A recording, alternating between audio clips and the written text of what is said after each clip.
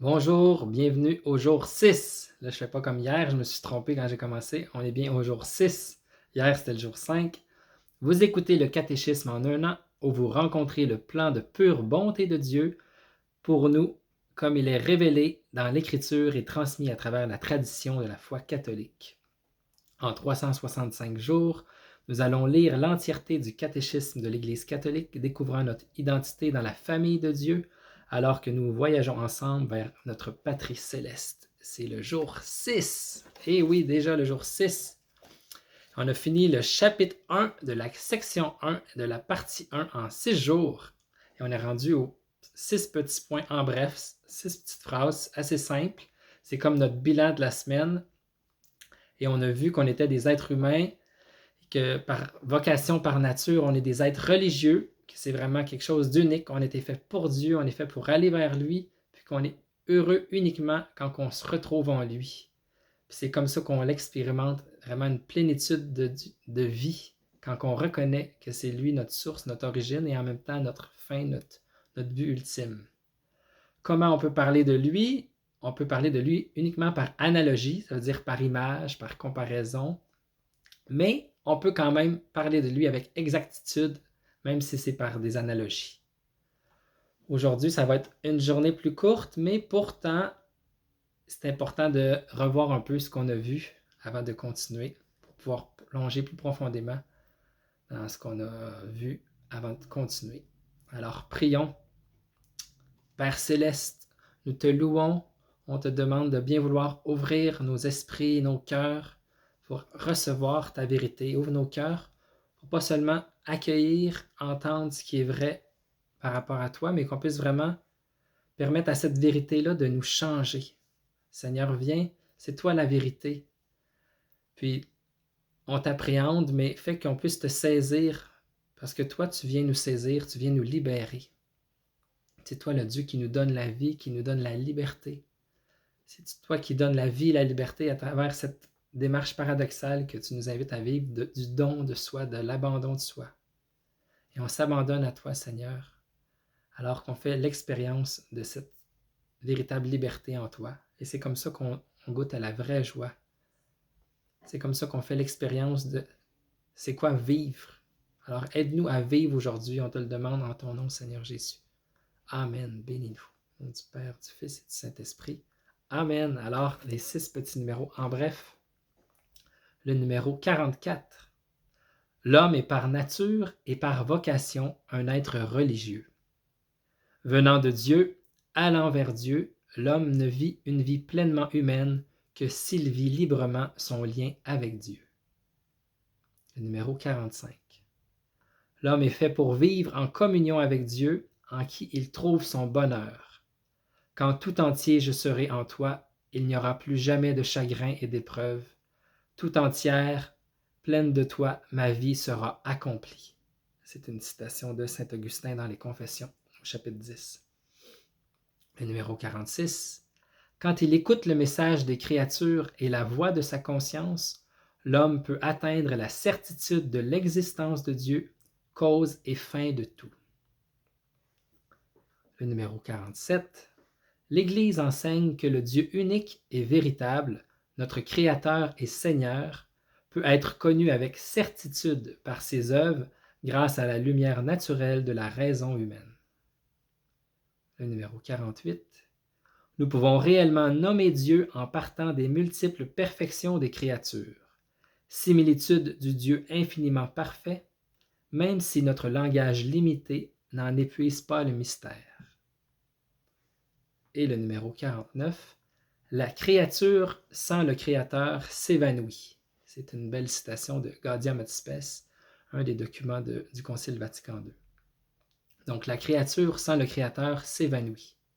Voilà pourquoi les croyants se savent pressés par l'amour du Christ d'apporter la lumière du Dieu vivant à ceux qui l'ignorent ou le refusent. Voilà 6 phrases pour le jour 6. On a vu la première phrase qui nous rappelle que l'homme est par nature et par vocation un être religieux. C'est quoi une nature? C'est quoi une vocation? On peut dire la nature, c'est ce qu'est une chose. qu'est-ce qu'un être humain? Ben, c'est quoi ce que c'est un être humain? C'est un être composite. On a à la fois un corps et une âme. On est matériel parce qu'on a un corps. On est aussi des êtres spirituels parce qu'on a une âme. On est les deux. Fait que par nature, qu'est-ce qu'on est? On peut reconnaître qu'on peut bouger, qu'on peut vivre dans notre corps. On a la vie dans notre corps, mais aussi on a la vie dans notre âme. On est vraiment un composite d'âme et de corps. Donc par nature, on est des êtres religieux. On est des animaux sur cette terre, mais aussi des animaux spirituels. On est des êtres spirituels qui sont appelés à avoir une communion avec Dieu. Donc on est par nature et par vocation des êtres religieux. Si la nature, c'est le qu'est-ce que c'est d'une chose, on dirait en québécois le qu'est-ce que c'est ça? Il disait une autre expression en anglais, le ce que c'est d'une chose. La vocation, ça vient du latin qui veut dire vocare, ça signifie appeler ou être appelé. On est appelé à être des êtres religieux. Donc, dans le cœur humain, dans notre cœur, il y a cette capacité-là. Dans notre cœur, il y a vraiment ce dessein-là, ce désir d'être tourné vers Dieu. On a chacun ce désir-là en nous.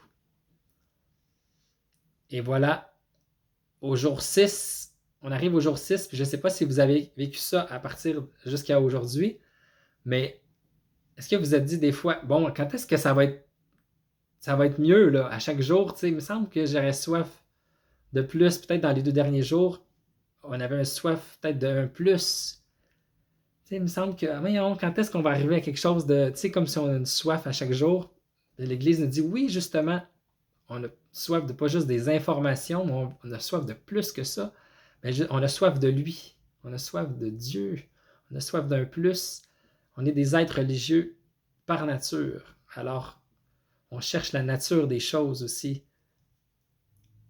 C'est pour ça qu'on a été appelé, on a un appel à passer toute notre vie, on a un but. Puis le fait que Dieu vient se révéler à nous, vient nous montrer qu'il existe, qu'il nous aime. Dieu, il n'avait pas à nous aimer, et pourtant il a choisi de nous aimer quand il a choisi de nous créer. Il nous a créés par amour. Il nous veut vivants pour lui, en lui. C'est ça notre nature, notre vocation, d'être des êtres religieux. Puis on est pleinement humain, uniquement humain seulement si on vit librement ce lien, cette relation-là avec Dieu. Saint Augustin qui dit, dans une des citations qu'on a vues, « Quand je serai complètement uni à vous, il n'y aura plus de peine ni d'épreuve. » Qu'est-ce que ça veut dire en fait? Ça ne veut pas dire qu'il n'y aura plus de circonstances dans notre vie quotidienne, qu'il n'y aura plus de tragédie, qu'il n'y aura plus d'essais, de chagrin. Non, ça veut dire que quand on va être complètement uni à lui, on va être complètement rempli de lui, notre vie va être complète. C'est un peu une des causes de la joie. La meilleure définition de la joie, c'est un sentiment de bien-être permanent et omniprésent. On ne peut pas être heureux tout le temps. Souvent, on a l'impression de dire être heureux, c'est comme un état d'esprit, mais pourtant, le bonheur, c'est souvent plus associé au plaisir pour certaines personnes. Mais comme on l'a déjà vu, la joie, le vrai sens de la joie, c'est je sais que Dieu existe. Je sais qu'il connaît mon nom, qu'il m'aime. Si j'unis ma volonté à lui, je sais que ma vie va être complète, va être pleine. Puis s'il me manque vraiment rien à un moment donné, ça va être s'il me manque de nourriture, de boisson, de ma santé, je sais que je peux arriver, que ma vie va toujours être complète en lui, parce que je le connais puis il me connaît. Pourquoi? Parce que ma vie, on est entièrement complète quand elle est vécue en lui. Saint Augustin dit, il n'y a plus rien que j'attende d'autre. Combien d'entre nous cherchent constamment ce qui ne les satisfait pas? Alors, on cherche des choses qui nous satisfont pour toujours. Et justement, dans le livre de l'Ecclésiaste, pour ceux qui ont étudié la Bible en un an, il y a Coëlette qui dit à un moment donné qu'il a le pouvoir, mais ça ne le satisfait pas. Il y a la richesse, ça ne le satisfait pas. Il y a des relations, mais ça ne le satisfait pas. Il est vraiment sage, il a accompli des grandes choses, ça ne le satisfait pas. C'est juste quand on trouve Dieu qu'on réalise « Ah, il n'y a rien de plus que j'attendais. » C'est ce plus-là que j'avais soif. D'avoir cette union-là complète avec Dieu, ce ne sera pas possible sur terre. On a soif d'arriver à être unis à lui pour toujours. Il n'y a rien de plus qu'on attend. Mais c'est beau de pouvoir se plonger là de plus en plus profondément en lui, dans cette relation-là. Avec lui, c'est juste incroyable. Le numéro 46 qui dit « Quand il écoute le message des créatures et la voix de sa conscience, l'homme peut atteindre la certitude de l'existence de Dieu, cause et fin de tout. » Le numéro 47 lui dit « L'Église enseigne que le Dieu unique et véritable, notre Créateur et Seigneur, peut être connu avec certitude par ses œuvres grâce à la lumière naturelle de la raison humaine. » Qu'est-ce que ça veut dire, ces deux choses-là? On va approfondir ça un petit peu. Une des choses qu'il insistait fortement, qui disait que ça veut dire en fait que la foi et la science, c'est pas incompatible, que c'est pas opposé l'un et l'autre en fait.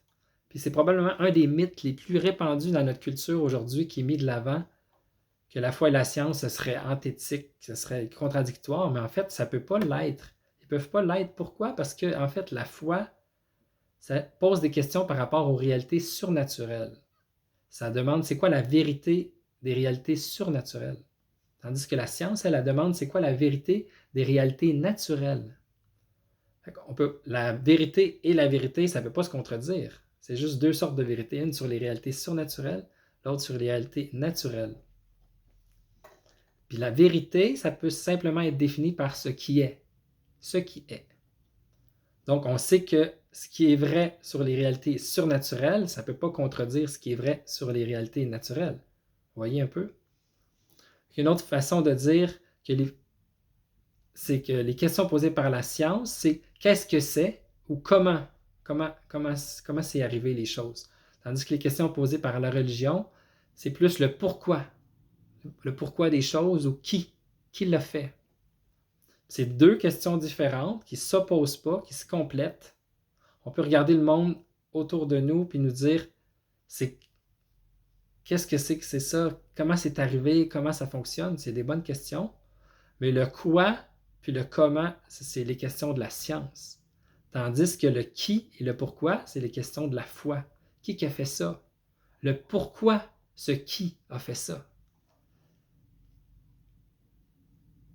Pour qui cette personne-là a fait ça? C'est des questions qui ne peuvent pas se contredire. Pourquoi? Parce que le qui et le pourquoi, ils ne peuvent pas contredire jamais le quoi et le comment. C'est à deux niveaux. Est-ce que ça a du sens? Vous comprenez un peu? C'est tellement important parce que il n'y a vraiment pas de contradiction entre une bonne science et une bonne religion. L'Église dit qu'on peut connaître avec certitude l'existence de Dieu. Avec certitude? Vraiment? Qu'est-ce que ça veut dire? C'est qu'on peut reconnaître toujours, on peut toujours mettre en question ce qu'on sait être vrai. Oui, c'est vrai. Bon, est-ce que ma mère, elle m'aime vraiment? Elle dit qu'elle m'aime, mais elle m'a aimé, elle a aimé mon frère pendant tellement d'années, elle nous a toujours aidés, mais je pourrais douter. Même si je sais que c'est vrai, je pourrais en douter. Je peux toujours questionner ce que je sais qui est vrai. Mais ça rend pas la chose moins vraie ou moins certaine. Vous voyez un peu? Je peux regarder le monde puis voir qu'il existe. Puis je peux voir quelque chose ou quelqu'un qui l'a apporté à l'existence. Mais ce monde, je peux vraiment voir qu'il y a un design dans le monde. Ça veut dire qu'il doit y avoir un designer aussi. T'sais. Juste à y penser. Quand on regarde autour de nous, le monde, partout, dans nos vies, chaque fois, il y a un design. Il y a toujours un designer. Puis c'est vrai partout dans ce qu'on regarde autour de nous. On peut arriver à un certain degré de certitude. On peut toujours remettre en question ce qu'on sait qui est vrai, mais ça ne rend pas les choses moins vraies. Ça ne rend pas les choses moins certaines. On peut reconnaître qu'il y a une vérité objective, mais ça ne peut pas contredire la vérité objective. On peut aussi reconnaître qu'il y a une vérité objective, mais ça ne peut pas être remplacé par des expériences subjectives. Dans le numéro 49, il y a la belle citation de Gaudium et Spes qui dit « La créature sans le Créateur s'évanouit. » La définition de la vérité, on peut dire, c'est ce qui est. Un énoncé, c'est soit vrai ou faux. c'est soit conforme, c'est ce qui est, c'est conforme à la réalité. Il y a une chose qui est la vérité objective, c'est soit vrai ou faux, que je l'aime ou que je le crois. La vérité est indépendante de moi, c'est ce qui est. Il y a aussi une vérité subjective ou des expériences subjectives. J'aime la pizza. Lui, il disait j'aime le coca aux cerises. Moi, j'aime pas ça. Ou bien j'aime ça conduire vite au-dessus de la limite de vitesse. Vous pouvez dire que vous autres, vous aimez pas ça, la pizza, ou bien le coca aux cerises, ou d'aller conduire rapidement. Ça, c'est vrai pour vous, mais il dit c'est pas vrai pour moi. C'est une vérité subjective, vous voyez? Parce qu'il s'agit du sujet de moi, de toi, de vous. C'est des vérités subjectives. Il y a des vérités aussi objectives. Puis la vérité objective ne peut jamais être remplacée par des vérités subjectives. C'est pour ça qu'on dit que sans le Créateur, la créature s'évanouit. Si c'est les seules choses qu'on avait, ça serait des vérités subjectives, ça serait ma vérité contre ta vérité, alors tout s'évanouirait, tout disparaîtrait. Si tout ce qu'on avait dans le monde, ce serait un univers accidentel, tout disparaîtrait, tout s'évanouirait. On le voit aujourd'hui, il y a vraiment dans notre monde moderne une crise de sens. Est-ce qu'il y a vraiment quelque chose qui signifie quelque chose, qui a du sens? Si tout le monde était uniquement, ce qu'il y avait dans le monde était accidentel, alors on dirait, ben non, il n'y a rien qui a du sens. Si tout est juste du matériel, si les choses n'ont pas d'âme, si la matière n'a pas d'esprit, alors que c'est juste un accident qu'on soit dans l'existence, alors c'est sûr que ça n'aurait pas de sens. Il y aurait pas de, si tout est juste un accident, c'est un accident qu'on soit là, il n'y a pas de sens ultime. Ça signifierait que le monde est seulement subjectif, mais il y a la vie subjective, mais aussi une valeur subjective, mais aussi un sens subjectif. Nos vies ont un sens subjectif, mais on est dans l'existence, puis on est amené par un créateur objectif, qui avait un but pour cet univers-là quand il l'a créé. Son but, c'était de nous créer. Sans le créateur, la créature s'évanouit. En tout cas, je ne sais pas si vous voyez, ça a du sens un peu. Une chance que Father Mike avait dit hier que la journée serait plus courte. Il a parlé plus longtemps. C'était encore plus long que les autres journées. Le numéro 48 qui dit « Nous pouvons réellement nommer Dieu en partant des multiples perfections des créatures, similitude du Dieu infiniment parfait, même si notre langage limité n'en épuise pas le mystère. » On peut parler de Dieu avec justesse, mais en même temps, notre langage ne va jamais arriver à tout dire de Dieu. Je vais donner l'exemple des petits bébés en bonne santé qui peuvent avoir une capacité d'apprendre toutes les langues, alors que notre bouche, notre langue, nos cordes vocales, plus qu'on vieillit, ça devient plus limité, puisqu'on a dans notre cerveau, on a un accent, puis on développe des façons de bouger notre langue, puis ça devient de plus en plus difficile. Par exemple, ceux qui ont appris l'italien ou l'espagnol, c'est va être plus facile pour eux de rouler leur R, tandis que pour d'autres, c'est plus difficile. En tout cas, vous voyez un peu l'idée. Mais c'est ça, on a tous la capacité d'apprendre n'importe quelle langue. Puis, il donnait l'exemple, il paraît qu'aujourd'hui, on a répertorié qu'il y a environ 7000 langues qui existent maintenant. Donc, les bébés auraient la capacité d'apprendre n'importe quelle de ces langues-là. Fait qu'on a cette capacité-là d'apprendre qu'une seule langue. On ne pourrait pas parler de tout. Si on n'exerçait pas la capacité de parler, ne serait-ce qu'une seule langue, on ne pourrait pas parler du tout. Notre langage est limité. Puis pour apprendre cette langue-là, on devient limité. On a une langue. En apprenant une langue, ça donne quelque chose de solide à dire. Mais en même temps, c'est toujours des analogies qui disent des choses vraies sur Dieu, mais qui sont limitées. Mais il va toujours avoir beaucoup plus de choses qu'on peut dire sur Dieu que ce qu'on peut en dire avec nos propres mots humains ou ne serait-ce que dans toutes les langues. On ne peut jamais capter pleinement la vérité de ce que Dieu est totalement. Mais pourtant, dans l'Écriture, Dieu se révèle à travers une langue humaine, à travers notre raison, à travers notre langage humain. On peut dire des choses, puis se rapprocher de son infinie perfection. On est limité, mais pourtant, on peut parler de lui. Voilà. Fait que c'était les petits points en bref. 6 phrases, c'était supposé d'aller plus vite, puis finalement, on est rendu à 20 minutes. Alors, Father Mike nous rappelle qu'il prie pour nous, puis on a fait un récapitulatif pour vraiment rendre des forces pour pouvoir se lancer de l'avant après dans un autre sujet pour pouvoir aller plus en profondeur, toujours plus. Et ça va devenir de plus en plus complexe, de plus en plus profond. Alors, continuons à prier. Prions les uns pour les autres. Et j'ai hâte de vous revoir demain.